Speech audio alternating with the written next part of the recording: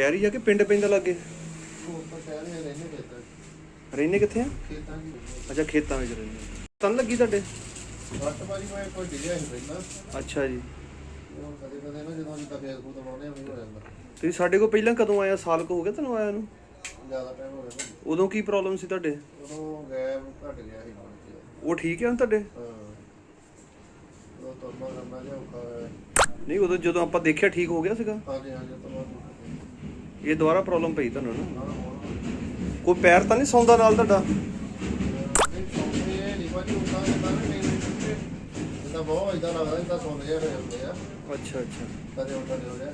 ਚਲੋ ਕੋਈ ਗੱਲ ਨਹੀਂ, ਦੇਖਦੇ ਹਾਂ। ਨਾਲੇ ਨਾਲ ਇਲੈਕਟ੍ਰੋ ਹੋਮੋਪੈਥੀ ਦੀ ਮੈਡੀਸਿਨ ਦੇ ਦਿਓ।